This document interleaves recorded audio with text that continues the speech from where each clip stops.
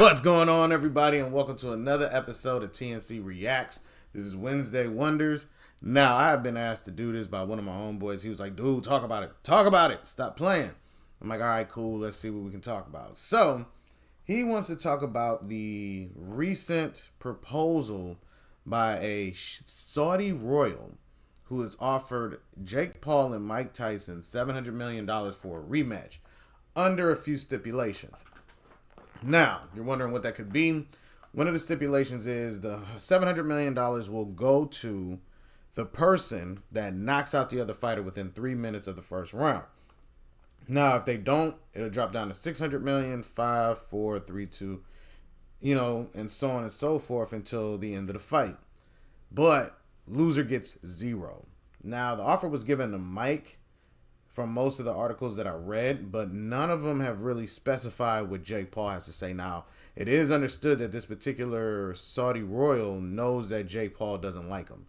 I'll put his name up of the Saudi royal, but yeah, he knows Jake Paul doesn't like him for things that he said about Jake Paul previously in regards to making decisions on fighting real fighters instead of making boxing a mockery, per this royal individual.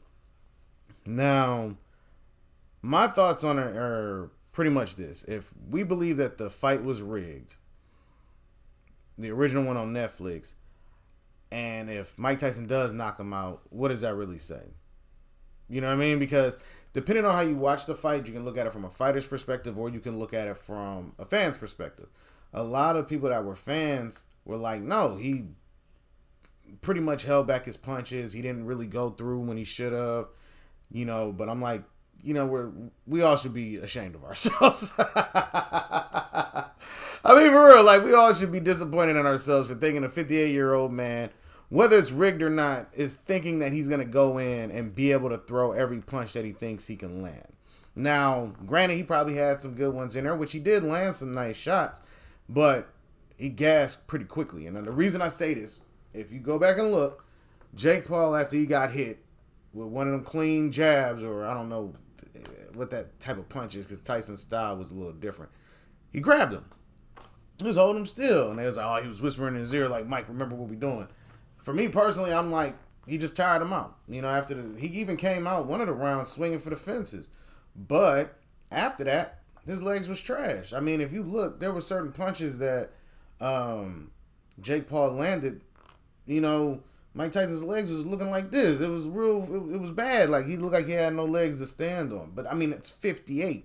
We watched highlights of him throwing these combinations, but we never saw him actually out there running. Then you got to take into consideration what happened to him months ago when he had the ulcer issue, and he said he almost died from that with blood transfusions. So these are a bunch of things that we should have taken into consideration when we were looking at this fight. But instead, we're like, nah, Tyson's going to win. Because why? We still had belief in boxing superstar that he still had something from 40 years ago. Which, not to knock and say that he probably didn't have a good couple of combos left, but I doubt anybody's going to take the fight because, one, it's too risky. If you're not getting paid anything, yeah, I go in there and throw for 3 minutes and I'm going hard in the paint, but for some reason I can't knock this guy out, whether I can't land the punches or he's holding me or, he's actually eating my punches, and then I don't get it, and then I lose all that money, and now what? You know what I'm saying? Now people can say, oh man, he threw and he threw and he threw, but it'll still be a travesty. You know what I mean? Because now Jake Paul, I don't know how he would pull that off because he's too money driven. So now I'm seeing that they're saying that he's talking about retiring. I'd have to read the article to really figure that out. But all in all, I don't even know if I would watch it if it was for real, because the only reason this offer is being made is to try to make their fight legit, because the Royal Saudi dude believes that it was rigged, staged, scripted, and he's only doing this to bring back reality to boxing. So if that is the case and Tyson does knock him out, what will that do to boxing? I mean, in just a real aspect, because that was a legit fight. That was a sanctioned fight. It was legit. So if Tyson knocks him out, and they find out it's scripted, will that destroy boxing? Let me know what y'all think down in the comments section, and be on the lookout for more videos. All right, everybody? Peace.